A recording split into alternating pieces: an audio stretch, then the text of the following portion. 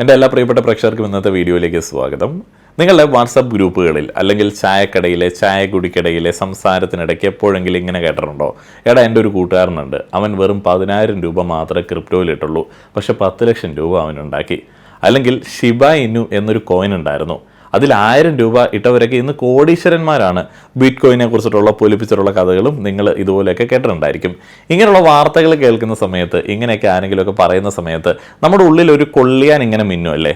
എന്താണ് ക്രിപ്റ്റോ? ഇതെങ്ങനെയാണ് വലിയ സംഭവമായിട്ട് മാറുന്നത്? കേൾക്കുമ്പോൾ വളരെ നിസ്സാരമായിട്ടാണല്ലോ തോന്നുന്നത്. എനിക്കും ഇങ്ങനെ പണം സമ്പാദിക്കാനായിട്ട് പറ്റുമോ? പുതിയ കോയിൻസ് ഒക്കെ വരുന്ന സമയത്ത് ആദ്യം തന്നെ നിക്ഷേപിക്കണം, അങ്ങനെ പണം സമ്പാദിക്കാൻ പറ്റുമോ എന്നുള്ള ഡൗട്ട്ഫുൾ ആയിട്ടുള്ള ചോദ്യങ്ങൾ നിങ്ങളുടെ മനസ്സിലൊക്കെ തോന്നുന്നുണ്ട് എന്നുണ്ടെങ്കിൽ നിങ്ങൾ എത്തിയിരിക്കുന്നത് ശരിയായിട്ടുള്ളൊരു സ്ഥലത്താണ്. മറുവശത്ത് നമ്മൾ ഇങ്ങനെയും കഥകൾ കേൾക്കാറുണ്ട് കേട്ടോ.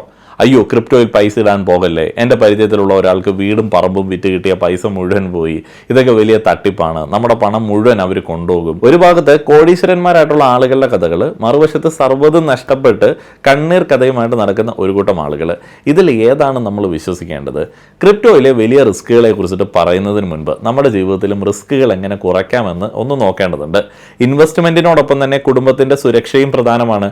അതിനായിട്ട് ഇന്ത്യയിലെ പ്രമുഖ ഇൻഷുറൻസ് പ്ലാറ്റ്ഫോമായിട്ടുള്ള പോളിസി ബസാർ നിങ്ങൾക്ക് തിരഞ്ഞെടുക്കാം. 400-500 രൂപ പ്രതിമാസ ചെലവിലൊക്കെ നിങ്ങൾക്ക് 1 കോടി വരെയൊക്കെ കവറേജ് നൽകുന്ന ടേം ഇൻഷുറൻസ് പ്ലാനുകളൊക്കെ പോളിസി ബസാർ വഴി ഇപ്പോൾ എടുക്കാനായിട്ട് ഓൺലൈനായിട്ട് എടുക്കാനായിട്ട് സാധിക്കും. ഓൺലൈനായിട്ട് പോളിസി ബസാറിൽ നിന്ന് എടുക്കുമ്പോൾ 15% വരെ ഡിസ്കൗണ്ട് ലഭിക്കും എന്നുള്ളതും എടുത്തു പറയേണ്ടതാണ്. ഹെൽത്ത് ഇൻഷുറൻസുകൾ, അപ്രതീക്ഷിതമായിട്ടുണ്ടാവുന്ന ചികിത്സാ ചെലവുകളെ നേരിടാൻ വേണ്ടി ഒരു ഹെൽത്ത് ഇൻഷുറൻസ് എടുക്കാനായിട്ടാണ് എന്നുണ്ടെങ്കിലും പോളിസി ബസാർ നിങ്ങൾക്ക് 25% വരെ ഡിസ്കൗണ്ട് നിരക്കിൽ മികച്ച പ്ലാനുകൾ പ്ലാറ്റ്ഫോമിൽ അവൈലബിൾ ആക്കിയിട്ടുണ്ട്. ഇന്ത്യയിലെ മുൻനിര ഇൻഷുറൻസ് കമ്പനികളുടെ എല്ലാം ഹെൽത്ത് ഇൻഷുറൻസ്, ടേം ഇൻഷുറൻസ് പ്ലാനുകൾ നിങ്ങൾക്ക് കമ്പയർ ചെയ്തിട്ട് പോളിസി ബസാറിന്റെ സൈറ്റിൽ നിന്ന് നേരിട്ട് എടുക്കുവാനായിട്ട് സാധിക്കും. അങ്ങനെ നേരിട്ട് നിങ്ങൾക്ക് സൈറ്റിൽ നിന്ന് ഓൺലൈനായിട്ട് ഡിസ്കൗണ്ടോടെ ഹെൽത്ത് ഇൻഷുറൻസോ ടേം ഇൻഷുറൻസോ എടുക്കാനായിട്ട് സഹായിക്കുന്ന ലിങ്ക് ഡിസ്ക്രിപ്ഷനിലും കമന്റ് ബോക്സിലും ഞാൻ നൽകിയിട്ടുണ്ട്, നിങ്ങൾക്ക് ചെക്ക് ചെയ്യാവുന്നതാണ്. വീഡിയോയിലേക്ക് തിരികെ വരുമ്പോൾ, ഒരു സാധാരണക്കാരന് പോലും മനസ്സിലാവുന്ന രീതിയിൽ നമ്മുടെയൊക്കെ സാധാരണ ഭാഷയിൽ ലളിതമായിട്ടുള്ള മലയാളത്തിൽ ക്രിപ്റ്റോ കറൻസി എന്താണ് എന്ന് ഞാൻ പറയാനായിട്ട് ശ്രമിക്കുകയാണ്.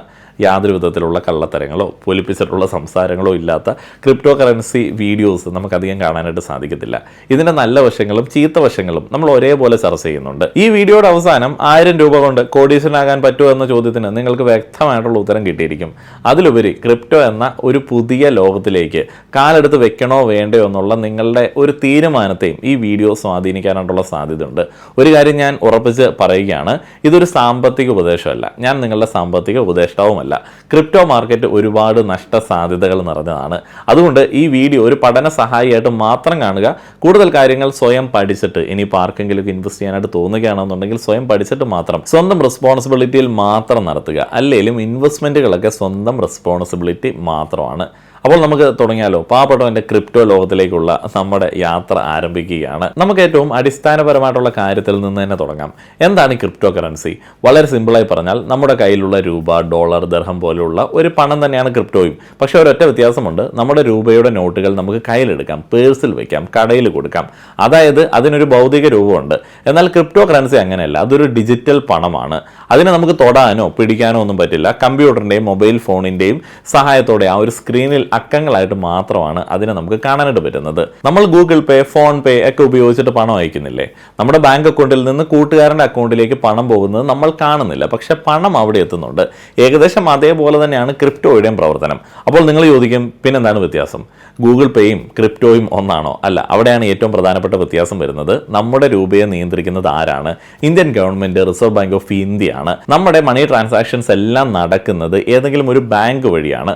ഉദാഹരണത്തിന്, ഞാൻ നിങ്ങൾക്ക് 100 രൂപ ഗൂഗിൾ പേ ചെയ്യാൻ എൻ്റെ ബാങ്ക് SBI ആണെന്ന് വയ്ക്കുക. നിങ്ങളുടെ ബാങ്കിനോട്, ഫെഡറൽ ബാങ്കിനോട് പറയുന്നു, എൻ്റെ ഇന്ന അക്കൗണ്ടിൽ നിന്ന് 100 രൂപ കുറച്ച് മറ്റേ ആളുടെ ഇന്ന അക്കൗണ്ടിലേക്ക് 100 രൂപ കൂട്ടിക്കോളൂ.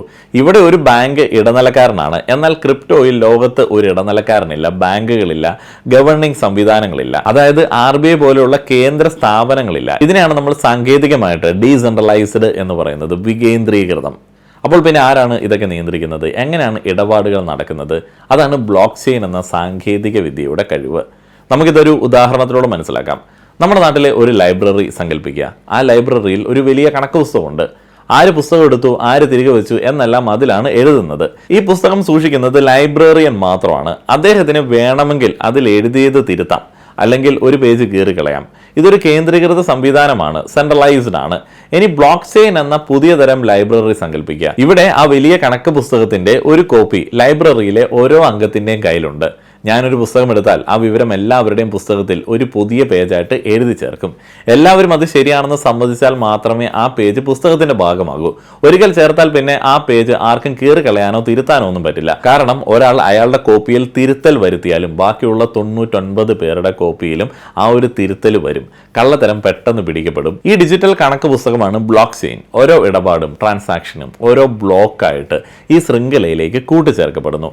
അതുകൊണ്ടാണ് ഇതിനെ ഒരു ബ്ലോക്ക് ചെയിൻ എന്ന് വിളിക്കുന്നത്. ഇത് വളരെ സുതാര്യവും സുരക്ഷിതവുമാണ്. ചരിത്രത്തിലെ ആദ്യത്തെ ക്രിപ്റ്റോ കറൻസിയാണ് ബിറ്റ്കോയിൻ. 2009 സതോഷി നാക്കാമോട്ടോ എന്ന അജ്ഞാതനായിട്ടുള്ള വ്യക്തിയോ ഒരു കൂട്ടം ആളുകളോ ആണ് ഇത് ഉണ്ടാക്കിയത്.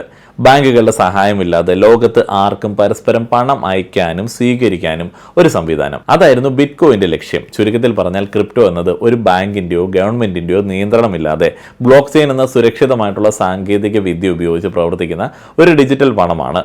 ഇത് ഇറങ്ങിയ സമയത്ത് ഇൻഫോ കേരളി എന്ന മാഗസിനിൽ ഇത് വന്ന ആ ഒരു കാര്യമൊക്കെ ഞാൻ പിന്നീട് വിഷമത്തോടെ ഓർക്കാറുണ്ട്. അന്ന് ഒരു കോയിൻ വാങ്ങിയിരുന്നെങ്കിൽ ഇന്ന് ആരായിട്ടും മാറിയിട്ടുണ്ടായേനേം.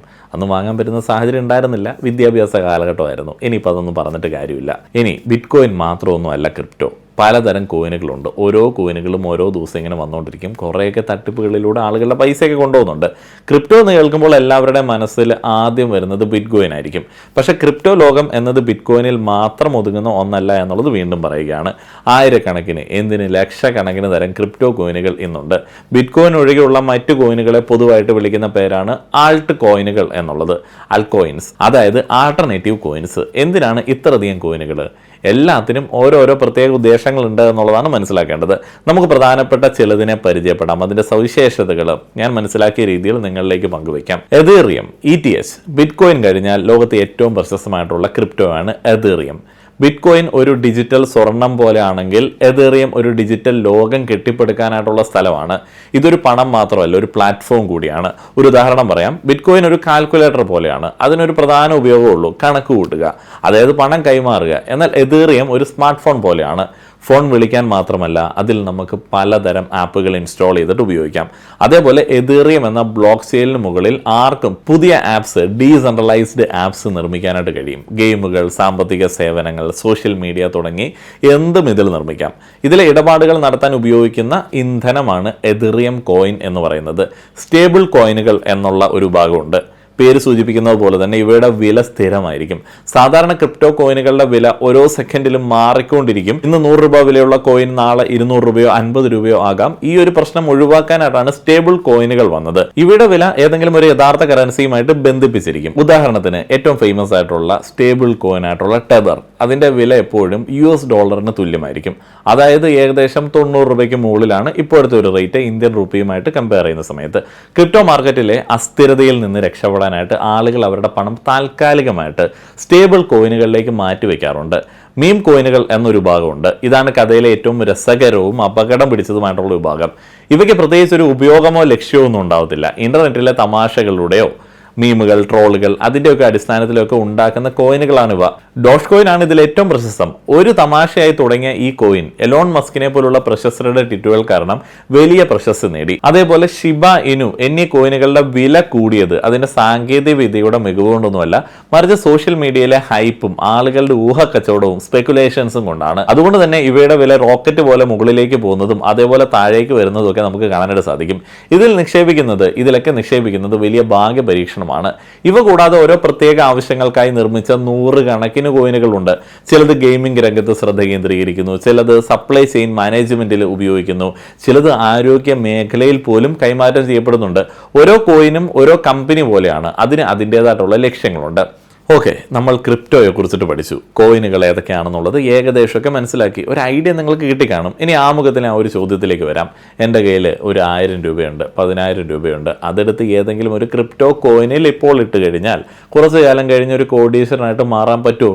ഇതിൻ്റെ ഒറ്റ വാക്കിയുള്ള ഉത്തരം എന്താണെന്ന് വെച്ച് കഴിഞ്ഞാൽ സാധ്യതയുണ്ട് എന്നുള്ളത് തന്നെയാണ്. പക്ഷേ ആ ഒരു സാധ്യത ഒരു ലോട്ടറി അടിക്കുന്നതിന് തുല്യമാണ്. കിട്ടാനും കിട്ടാതിരിക്കാനായിട്ടും സാധ്യതയുണ്ട്. ഏതായാലും സമയമുണ്ടല്ലോ, ഒന്ന് കണക്ക് കൂട്ടി നോക്കാം. നിങ്ങളുടെ കയ്യിലുള്ള 1000 രൂപ 1 കോടി രൂപയാകണം. അതായത് 1 കോടി എന്നൊക്കെ പറഞ്ഞാൽ എത്ര പൂജ്യം ഉണ്ടെന്നൊക്കെ ഉള്ള ഒന്ന് ആലോചിച്ച് നോക്കുക കേട്ടോ. അതായത് 10,000 മടങ്ങ് റിട്ടേൺ തരണം. 1000 1 കോടി ആവണമെന്നുണ്ടെങ്കിൽ 10,000 മടങ്ങ് അത് വളരേണ്ടതുണ്ട്. ഇതൊരു ചെറിയ വളർച്ചയൊന്നുമല്ല, അചിന്തനീയമായിട്ടുള്ള വളർച്ചയാണ്. ചരിത്രത്തിൽ അങ്ങനെ സംഭവിച്ചിട്ടില്ല എന്നൊക്കെ ചോദിച്ചു കഴിഞ്ഞാൽ സംഭവിച്ചിട്ടുണ്ട്. 2020 ആരെങ്കിലും 1000 രൂപയ്ക്ക് ഒരു ഷിബ ഇനു കോയിൻ വാങ്ങിയിട്ടുണ്ടായിരുന്നെന്നുണ്ടെങ്കിൽ 2021 അതിൻ്റെ വില കോടികളായിട്ട് മാറിയിരുന്നു. അത് സത്യമാണ്, കെട്ടുകഥയൊന്നുമല്ല. പക്ഷേ നമ്മൾ മനസ്സിലാക്കേണ്ട ഒരു കാര്യമുണ്ട്, അന്ന് ഷിബ ഇനുവിനെ കുറിച്ചിട്ട് ആർക്കും അറിവുണ്ടായിരുന്നില്ല. അതിൻ്റെ വില ഒരു പൈസയുടെ 1000-ൽ 1 അംശം മാത്രമായിരുന്നു. അന്ന് അതിൽ പണം മുടക്കിയവർ ഒന്നെങ്കിൽ വലിയ ധൈര്യശാലികളായിരിക്കാം, അല്ലെങ്കിൽ എന്തോ ഒരു ഭാഗ്യത്തിന് അതിൽ കൊണ്ടുപോയി പണം ഇട്ട ആളുകളായിരിക്കും. ഇന്ന് സ്ഥിതി അതല്ല. ഇന്ന് ലക്ഷക്കണക്കിന് ആളുകൾ ക്രിപ്റ്റോ മാർക്കറ്റിലുണ്ട്, 1000-കണക്കിന് കോയിനുകളുണ്ട്. ഇതിലേതാണ് അടുത്ത ഷിബ ഇനു എന്ന് കണ്ടെത്തുന്നത് ഒരു വലിയ വൈക്കോൽ കൂനയുടെ അടിയിൽ നിന്ന് ഒരു സൂചി തപ്പിയെടുക്കുന്നത് പോലെയാണ്. ഒന്നാലോചിക്കുക, വളരെ കുറച്ച് ആളുകൾ ഒരു സാധനം ക്രയവിക്രയം ചെയ്തുകൊണ്ടിരുന്നു. ആ ഒരു സാധനത്തിലേക്ക് ഒത്തിരിയധികം ആളുകൾ വരുന്ന സമയത്ത് ആദ്യമുള്ള ആളുകൾക്ക് അതിൻ്റെ റിട്ടേൺ കാര്യമായിട്ട് തന്നെ ഉണ്ടാവും. അല്ലാതെ പിന്നീട് വന്ന ആളുകളെല്ലാം ലാഭം കൊയ്തിട്ടില്ല എന്നുള്ളതാണ് യാഥാർത്ഥ്യം. നമ്മളെപ്പോലെ സാധാരണ നിക്ഷേപകരെ വഴിതെറ്റിക്കാൻ വേണ്ടി പലരും പല കോയിനുകളും പ്രൊമോട്ട് ചെയ്യും. ഇതാണ് അടുത്ത 10,000 മടങ്ങ് തരാൻ വേണ്ടി പോകുന്ന കോയിൻ എന്നൊക്കെ പറഞ്ഞു കളയും. പലപ്പോഴും സംഭവിക്കുന്നത്, നമ്മൾ വാങ്ങിക്കഴിയുമ്പോൾ അതിൻ്റെ വില താഴോട്ട് പോവുകയും പിന്നീട് അത് കയറി വരാതിരിക്കുകയും നമ്മളുടെ കാശ് പോവുകയൊക്കെ ചെയ്യുന്നതാണ്. അതുകൊണ്ട് ഒരൊറ്റ രാത്രി കൊണ്ട് കോടീശ്വരനാകാം എന്ന സ്വപ്നവുമായിട്ട് ദയവ് ചെയ്ത് ക്രിപ്റ്റോയിലേക്ക് ആരും ഇറങ്ങരുത്. അതൊരു നിക്ഷേപമല്ല, അതൊരു ചൂതാട്ടമാണ്. കാസിനോയിൽ പോയിട്ട് ചീട്ട് കളിക്കുന്നത് പോലെയൊക്കെ ഉള്ളൂ. എന്നാൽ ഒരു ദീർഘകാല നിക്ഷേപം എന്ന നിലയിൽ നല്ല അടിസ്ഥാനമുള്ള കോയിനുകളിൽ ചെറിയ തുകകൾ മാസം തോറും നിക്ഷേപിച്ചാൽ കാലക്രമേണ നല്ലൊരു വരുമാനം ഉണ്ടാക്കാനായിട്ട് സാധിച്ചേക്കാം എന്ന് മാത്രമേ ഉള്ളൂ. പക്ഷെ കോടീശ്വരനാകുക എന്നതൊക്കെ വളരെ അതിശയോക്തിപരമായിട്ടുള്ള ഒരു കാര്യം തന്നെയാണ്. അങ്ങനെയൊക്കെ പണം മാറ്റിവെക്കാനുണ്ട് എന്നുണ്ടെങ്കിൽ നിങ്ങൾക്ക് കണ്ണിന് കാണാൻ പറ്റുന്ന ഇൻവെസ്റ്റ്മെൻറ്റ് മാർഗങ്ങളുണ്ടല്ലോ, എത്രയോ നല്ല മ്യൂച്വൽ ഫണ്ടുകളുണ്ട്. ഇത്രയും കേട്ട് കഴിഞ്ഞപ്പോൾ ഏതായാലും ഒരു കൈ നോക്കാം എന്നൊക്കെ തോന്നിയിട്ടുണ്ട് എന്നുണ്ടെങ്കിൽ, 1000 രൂപ പോയാൽ പോട്ടെ എന്ന് ചിന്തിക്കുന്ന ആളുകളൊക്കെ ഉണ്ട് എന്നുണ്ടെങ്കിൽ, നിങ്ങൾക്കായി എങ്ങനെ സുരക്ഷിതമായിട്ട് ക്രിപ്റ്റോ നിക്ഷേപം തുടങ്ങാമെന്ന് ഞാൻ വേണമെങ്കിൽ ഒന്ന് വിശദീകരിക്കാം. ഇത് ഒരു പ്ലാറ്റ്ഫോമിനെയോ അല്ലെങ്കിൽ വേറെ ഏതെങ്കിലും ഒരു സംവിധാനത്തെയോ ഒന്നും ഞാൻ പരിചയപ്പെടുത്തുന്നില്ല. സ്വന്തമായിട്ട് ആദ്യം തന്നെ പഠിക്കുക. ഇപ്പോൾ ഇങ്ങനൊരു സംവിധാനമുണ്ട്, എല്ലാ ആളുകളും യുവാക്കളൊക്കെ പ്രൊമോട്ട് ചെയ്യുന്നുണ്ട്. നമുക്ക് കംപ്ലീറ്റ് ആയിട്ട് അതിനെ നിഷേധിക്കാനായിട്ടൊന്നും പറ്റത്തൊന്നുമില്ല. ഏറ്റവും പ്രധാനപ്പെട്ടത്, എൻ്റെ വീഡിയോയിൽ ക്രിപ്റ്റോയുമായി ബന്ധപ്പെട്ട ഏകദേശം ഒരു 20% കാര്യങ്ങൾ മാത്രമേ ഞാൻ കവർ ചെയ്തിട്ടുള്ളൂ. കൂടുതൽ കാര്യങ്ങൾ നിങ്ങൾ ഗൂഗിളിൽ പോയിട്ട് സെർച്ച് ചെയ്തിട്ട് പഠിക്കുക. യൂട്യൂബിൽ ധാരാളം വീഡിയോസ് ഉണ്ട്. ഇൻവെസ്റ്റ് ചെയ്യുന്ന കുറേയധികം മലയാളി യുവാക്കളൊക്കെ ഉണ്ട് എന്നുള്ളത് മനസ്സിലാക്കാനായിട്ട് കഴിയുന്നുണ്ട്. അതേപോലെ തന്നെ രണ്ടാമത്തെ പടിയായിട്ട് ഒരു ക്രിപ്റ്റോ എക്സ്ചേഞ്ച് തിരഞ്ഞെടുക്കുക. ക്രിപ്റ്റോ വാങ്ങാനും വിൽക്കാനും നമ്മളെ സഹായിക്കുന്ന മൊബൈൽ ആപ്ലിക്കേഷനുകളാണ് എക്സ്ചേഞ്ചുകൾ. ഷെയർ മാർക്കറ്റിൽ മ്യൂച്വൽ ഫണ്ടുകളിൽ സറോദ ആപ്പ് സ്റ്റോക്സ്, ഗ്രോ പോലുള്ള ആപ്പുകളൊക്കെ ഉള്ളതുപോലെ തന്നെ ക്രിപ്റ്റോയുടെ എക്സ്ചേഞ്ചുകളുമായി ബന്ധപ്പെടുത്തിയ ആപ്പുകൾ അതിനുമുണ്ട്. നിങ്ങൾ ഗൂഗിളിൽ നിന്ന് സെർച്ച് ചെയ്തിട്ട് പഠനമൊക്കെ നടത്തിയത് തിരഞ്ഞെടുക്കുക. അതേപോലെ മൂന്നാമത്തെ പടിയായിട്ട് KYC നടപടികളൊക്കെ പൂർത്തിയാക്കുക. നിങ്ങൾ ഏതെങ്കിലും ഒരു ആപ്പ് ഡൗൺലോഡ് ചെയ്താൽ അടുത്ത പടി നിങ്ങളുടെ KYC ന്യൂ ഇയർ കസ്റ്റമർ വിവരങ്ങൾ നൽകുക എന്നതാണ്. ഇത് ഗവൺമെൻറ് നിയമപ്രകാരം നിർബന്ധമാണ്. നിങ്ങളുടെ പാൻ കാർഡ്, ആധാർ കാർഡ്, ഒരു സെൽഫി ഫോട്ടോ, നിങ്ങളുടെ ബാങ്ക് അക്കൗണ്ട് വിവരങ്ങൾ എന്നിവ നൽകേണ്ടി വരും. ഇത് സുരക്ഷിതമാണ്. നിങ്ങളുടെ വിവരങ്ങൾ നൽകി അക്കൗണ്ട് വെരിഫൈ ആകുന്നതിന് കുറച്ച് സമയമൊക്കെ സാധാരണ ആപ്പുകളിലൊക്കെ എടുക്കാറുണ്ട്. ഇനി പണം നിക്ഷേപിക്കുന്ന പടിയിലേക്ക് കിടക്കുന്ന സമയത്ത് നിങ്ങളുടെ അക്കൗണ്ട് തയ്യാറായി കഴിഞ്ഞാൽ ഇന്ത്യൻ രൂപ നിങ്ങളുടെ എക്സ്ചേഞ്ച് വാലറ്റിലേക്ക് മാറ്റണം. അത് ഗൂഗിൾ പേ വഴിയോ നെറ്റ് ബാങ്കിങ് വഴിയോ ഒക്കെ നിങ്ങൾക്ക് ചെയ്യാനായിട്ട് പറ്റുന്നതാണ്. തുടക്കത്തിൽ നഷ്ടപ്പെട്ടാൽ നിങ്ങൾക്ക് വിഷയമില്ലാത്ത കളയാൻ വെച്ചിരിക്കുന്ന പൈസ വല്ലതും ഉണ്ടെന്നുണ്ടെങ്കിൽ മാത്രം നിക്ഷേപിക്കുക. ഒരു 500 1000 ഒക്കെ മാക്സിമം നിക്ഷേപിച്ചിട്ട് ഇതിനെക്കുറിച്ചിട്ട് വേണമെങ്കിൽ പഠിച്ച് നോക്കാവുന്നതാണ്. എന്നിട്ട് ആ പണം കൊണ്ട് നിങ്ങൾ ആദ്യത്തെ കോയിൻ അങ്ങോട്ട് വാങ്ങുക. ഇനി ഏറ്റവും ആവേശകരമായിട്ടുള്ള നിമിഷങ്ങളാണ്. നിങ്ങൾ നിക്ഷേപിച്ച പണം ഉപയോഗിച്ച് കോയിൻ വാങ്ങാൻ വേണ്ടി പോകുന്നു. ആപ്പിലെ സെർച്ച് ബാറിൽ പോയി നിങ്ങൾക്ക് ഇഷ്ടമുള്ള കോയിൻ അങ്ങോട്ട് തിരഞ്ഞെടുക്കുക. ഒരു തുടക്കക്കാരൻ എന്ന നിലയിൽ ലോകം അംഗീകരിച്ച ശക്തമായിട്ടുള്ള പ്രൊജക്റ്റുകളായിട്ടുള്ള ബിറ്റ് കോയിൻ അല്ലെങ്കിൽ എഥേറിയം എന്നിവയിൽ നിക്ഷേപിക്കുന്നതാണ് ഏറ്റവും സുരക്ഷിതമായിട്ടുള്ള മാർഗം. നിങ്ങൾ വാങ്ങാൻ ഉദ്ദേശിക്കുന്ന കോയിനിൽ ക്ലിക്ക് ചെയ്തിട്ട് എത്ര രൂപയ്ക്കാണോ വാങ്ങേണ്ടത് ആ തുക എൻ്റർ ചെയ്യുന്ന സമയത്ത് നിങ്ങൾക്ക് ആ ഒരു തുകയുടെ കോയിൻ നിങ്ങളുടെ പോർട്ട്ഫോളിയോയിലേക്ക് ആഡ് ചെയ്ത് കിട്ടുന്നതാണ്. ഇപ്പോൾ നിങ്ങൾ ക്രിപ്റ്റോയിൽ പണം നിക്ഷേപിച്ചു. ഇനി വർഷങ്ങളോളം കാത്തിരിക്കുക നിങ്ങൾ കോടിപതികളായിട്ട് മാറുന്നുണ്ടോ എന്നുള്ളത്. പിന്നെ വലിയ 10,000-കണക്കിന് രൂപയൊക്കെ ഇൻവെസ്റ്റ് ചെയ്തിട്ട് ആ ഒരു ഫ്ലക്ച്വേഷനിൽ ട്രേഡ് ചെയ്യുന്ന ആളുകളൊക്കെ ഉണ്ട്. ഞാനതൊന്നും റെക്കമെൻഡ് ചെയ്യത്തില്ല. വേറെ പണിയെടുത്തൊക്കെ ജീവിക്കുന്നതായിരിക്കും നല്ലത്.